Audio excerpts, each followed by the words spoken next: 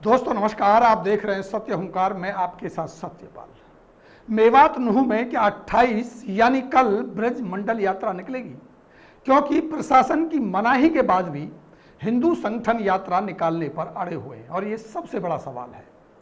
अभी तक कोई नया अपडेट नहीं आया है, जबकि हरियाणा के सीएम मनोहर लाल खट्टर ने कहा कि 28 अगस्त को नुह में ब्रज मंडल यात्रा को परमिशन नहीं है, आप वहां यात्रा नहीं निकाल सकते। नुह में 1 महीना पहले ही हिंसक घटना हुई है, उसको लेकर सावधानी रखने की जरूरत है। मंदिरों में पूजा अर्चना करना सबका अधिकार है, उन्हें श्रद्धा के अनुसार छूट मिलनी चाहिए। खट्टर ने यह भी कहा कि हमने लोगों से अपील भी की है कि ये यात्रा करने से बचें और स्थानीय मंदिरों में पूजा अर्चना करें। सुरक्षा रखना सरकार का दायित्व है, लॉ ऑफ ऑर्डर बना रहे, यह सरकार की कोशिश है और उसकी जिम्मेदारी है। इससे पहले प्रशासन भी यात्रा की परमिशन से इनकार कर चुका है। नुह में धारा 144 लगा दी गई है। स्कूल, कॉलेज और इंटरनेट 28 अगस्त तक बंद कर दिए गए हैं। पुलिस ड्रोन से निगरानी कर रही है, लेकिन विश्व हिंदू परिषद ने मुख्यमंत्री के इस आह्वान को मानने से लगभग इनकार कर दिया है।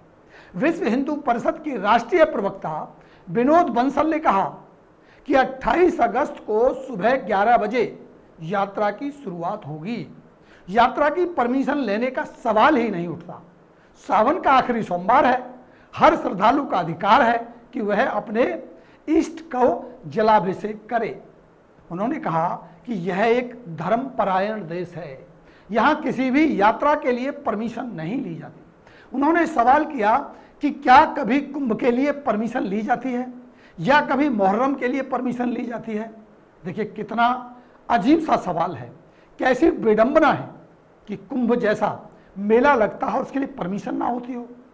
और हमने तो यह भी देखा है कि मुहर्रम के लिए भी परमिशन लेनी होती है। अगर उस जगह के जहाँ से मुहर्रम या कोई भी कार्यक्रम धार्मिक किया जाए और उससे उन्माद की संभावना हो तो परमिशन लेना भी जरूरी है और प्रशासन के नियम और अधिकारों को मानना भी जरूरी है। यही देश हित में है और यही कानून के मुताबिक है। नुह में फिर से ब्रजमंडल यात्रा के ऐलान के बाद सीएम मनोहर लाल खट्टर ने डीजीपी शत्रुजीत कपूर, जो शत्रुजीत कपूर को अभी अभी लगाया गया है, और सीआईडी के चीफ एडीजीपी आलोक मित्तल के साथ 2 घंटे तक मीटिंग की। 2 घंटे तक गहन डिस्कस हुआ, लंबी चर्चा हुई। तीनों के बीच नुह में मौजूदा हालात और यात्रा निकालने की सूरत में खुफिया इनपुट को लेकर भी चर्चा हुई कि अगर ये यात्रा निकाली जाती है तो क्या कोई खुफिया ऐसी रिपोर्ट, कोई ऐसा अंदेशा है कि मामला बिगड़ सकता है। 31 जुलाई की हिंसा के दौरान पुलिस और सीआईडी के बीच तालमेल को लेकर सवाल खड़े हुए थे। सीआईडी के एक इंस्पेक्टर ने दावा किया था कि उन्होंने हिंसा की आशंका का इनपुट भेजा था।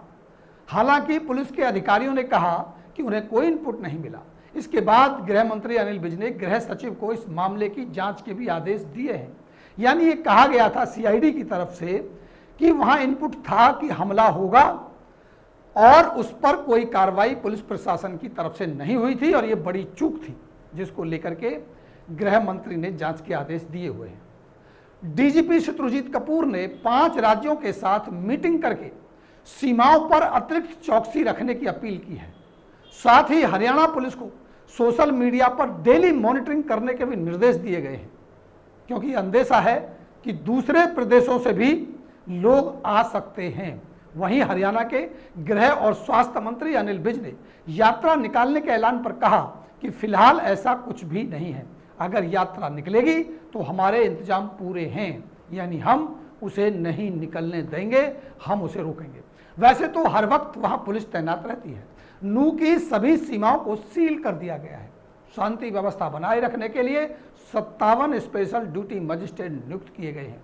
पुलिस अधिकारी लगातार बैठकें कर रहे हैं, जिससे फरीदाबाद के मंडलायुक्त के अलावा 31 जुलाई से ही नुह में कैंप कर रही ADGP Mamta Singh, nodal officer Ajit Balaji Joshi, DC Dhirendra Khadgata, SP Narendra Bijarnia सहित कई अधिकारी शामिल हो रहे हैं। जिले की सीमाओं पर पुलिस के अलावा आरएएफ और पैरामिलिट्री के जवान तैनात किए जा रहे हैं। शाम को पूरे जिले में फ्लैग मार्च निकालने की तैयारी है। स्कूल, कॉलेज तथा अन्य शिक्षण संस्थाएं 28 अगस्त को बंद रहेंगी। इसके साथ ही बैंकों को भी बंद रखने का निर्णय लिया गया है। डीसी धीरेन्द्र घड़कटा ने बताया कि 28 को निकाली जा रही संभावित जलाभिषेक यात्रा के दौरान सतर्कता के चलते ये सभी निर्णय लिए गए हैं। शिवसेना हिंदुस्तान के प्रधान पवन गुप्ता को आज शाम को रोक लिया गया है और उनके अन्य सदस्यों को भी मेवात जाने से पुलिस ने रोक दिया है। और अभी माहौल ठीक नहीं है, उनको ये हिदायत दी गई है कृपया शांति बनाए रखें, कानून का साथ दें, अगर मंदिर में जाना ही है तो परमिशन लेकर आइए। खबर ये भी है कि नूह हिंसा के मामले में फिरोजपुर झुरका के जो विधानसभा क्षेत्र से कांग्रेस विधायक मामन खान हैं, उन्हें नूह पुलिस पूछताछ करने के लिए नोटिस दे चुकी है। पुलिस की ओर से विधायक मामन खान को नोटिस दे दिया गया है। पुलिस ने मामन खान को 30 अगस्त को पेश होने के निर्देश दिए हैं। नूह पुलिस का कहना है कि हिंसा में विधायक को या विधायक की क्या संलिप्तता रही है, इसे जांचने के लिए गंभीरता से पूछताछ की जाएगी। इस मामले में जब मामन खान से बात की गई तो उनके गनमैन ने फोन उठाकर विधायक के व्यस्त होने की बात कही। 31 जुलाई को ब्रजमंडल यात्रा के दौरान हुई धार्मिक हिंसा से विधायक मामन खान का नाम भी जोड़ा जा रहा है। हमने प्रयास किया था विधायक मामन खान से बात करने का, लेकिन बात नहीं हो पाई है। नोटिस उन्हें प्राप्त हुआ है, ऐसा पुलिस के सूत्रों से जानकारी मिल रही है। अब देखना यह होगा कि कल यानी 28 जुलाई को ब्रजमंडल यात्रा निकलेगी या उन्हें रोक दिया जाएगा। क्या कोई माहौल खराब होगा या प्रशासन सख्ती से इस पूरे मामले को निपटा लेगा। वहीं दूसरी तरफ दिल्ली में भी कार्यक्रम को लेकर के प्रधानमंत्री नरेंद्र मोदी ने एडवांस में माफी मांग ली है, क्योंकि 5 तारीख से लेकर के 15 तारीख तक दिल्ली में कर्फ्यू जैसे हालात रहेंगे, बंदी रहेगी, लोगों को परेशानी होगी और उसको लेकर के प्रधानमंत्री ने पहले ही माफी मांग ली है। अब देखना यह है कि दिल्ली में होने वाला इतना बड़ा कार्यक्रम जिसमें दुनिया से विदेशी मेहमान आ रहे हैं, उसको नज़रअंदाज करके ब्रजमंडल यात्रा निकालने का प्रयास होगा। इस पर हमारी नज़र बनी हुई है।